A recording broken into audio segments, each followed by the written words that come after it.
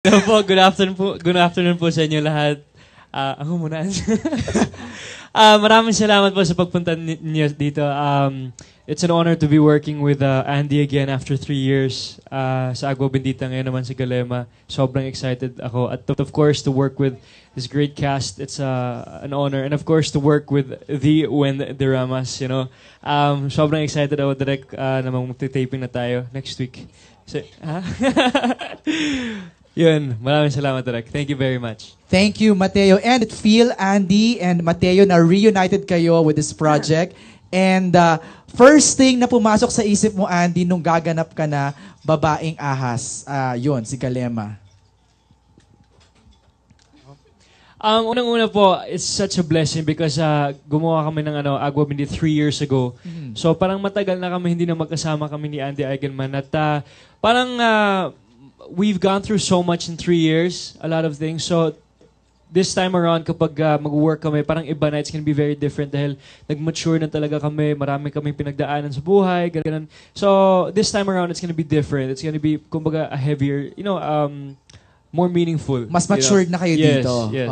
Andy, ikaw naman. Yes, ako rin po. Siyempre, masaya po ako na after, yung unang-una ko pong nakatambal sa teleserye, makakasama ko siya ulit ngayon. And sobrang sigurado po ako na magiging exciting yun for the two of us and sa mga manonood. Kasi po, yun nga po, katulad ng sinabi ni Mateo, marami na kami ng pagdaanan as individuals in the past 3 years. Tapos ngayon magkasama ulit kami na mas marami na po kaming alam, mas marami na kaming natutunan. Correct. So, yun.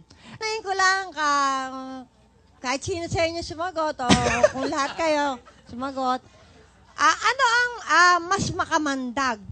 Ang kamandag ng ahas at ng alakdan o iba pang hayop o ang kamandag ng tao? Lalo na pagka, alam mo na, pagdating sa love life, pagdating na inagawan. Malinaw. Oo, kasi baka ibang ahas yan. Sino bang pwedeng sumagot muna? Ano daw ang mas makamandag? Kasi we are the highest form of animal. Yun. Diba? So, Tita Mercy, sino mas makamandag? Kamandag ng hayop o kamandag ng tao? Tama? Kamandag mo, Tita Mercy. Walang tatalo sa kamandag mo. Nakakabula ng bibig ang ganda mo.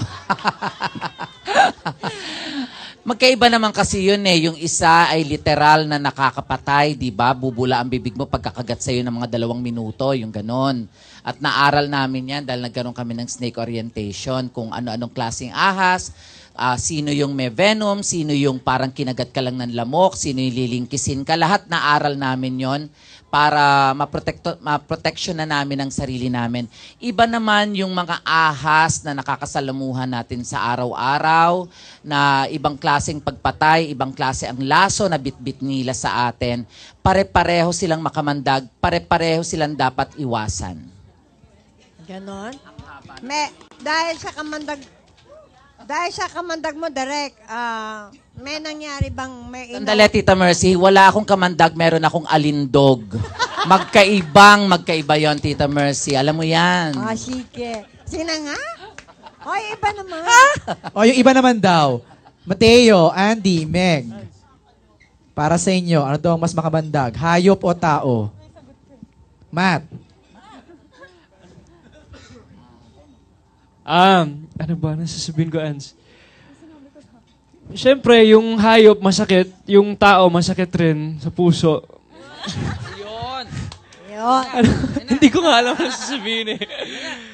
Ayun, yun. Ikaw, Ans. Naahas ka na ba? Ayun! Maraming beses. Maraming beses na daw. Biro lang, direct. Kaninong kamandag? Hindi, biro lang po yan. Ang mas matinding tumimo sa puso mo.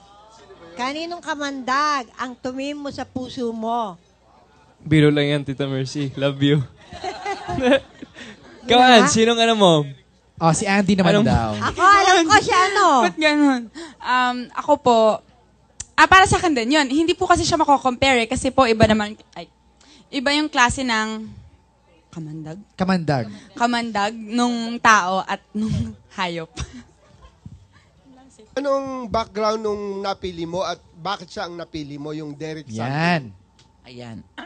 Number 1, siya lang po ata ang taong may 15 abs. Ay talaga? Mula dito.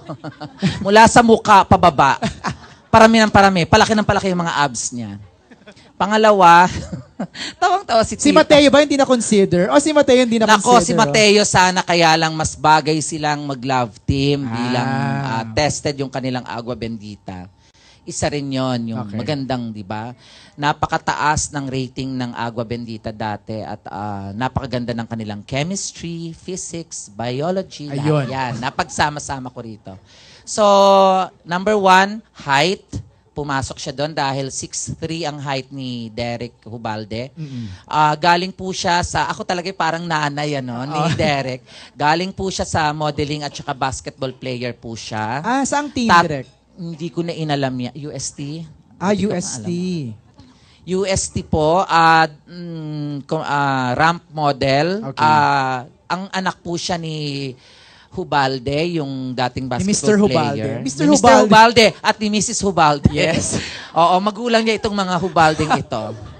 Oo. Hubalde clan. Yan. Oo. At bilang Hubalde, hubad siya dito. Okay.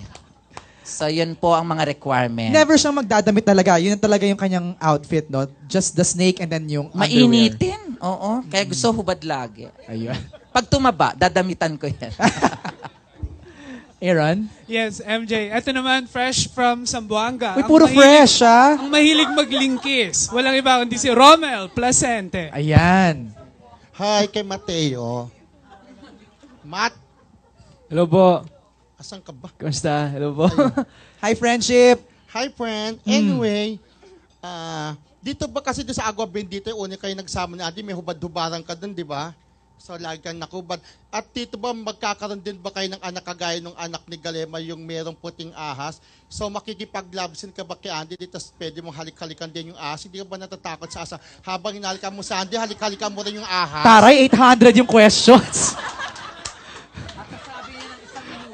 Siyempre, di ba, mag-asawa kayo, mag-jowa, merong halik-halikan. Hindi ka ba natahabang hinalikan mo sa andun yung ahas na pwedeng halik-halikan ka rin? Oo, napalitan na si Madam Ratcha. Ha? Ito na, si Romel na. Okay, go, Mateo, Sir Romel, 800. ano po, sa Agua Bendita, ano lang, topless, ganun kasi nasa dagat. Pero ngayon naman po, iba na eh. Meron kami mga love scenes dito. Meron. Hindi mo ba alam? May time pa para magpalit ako ng Galema. Para meron kaming love scene. At yun, excited ka ba? Sayang naman kasi ang katawan daw ni Mateo kung hindi papakita direct. Ay, nako, Diyos ko. Meron, marami po. Okay. Of course, ang very inspired na si Mateo Gudicelli. Yan po, maraming salamat po sa pagpunta nyo. At ABS-CBN, maraming salamat for this another opportunity. Remember po, Galema, anak ni Zuma, September 30 na po. Directed by Wendramas. Yun po, maraming salamat po sa inyo lahat.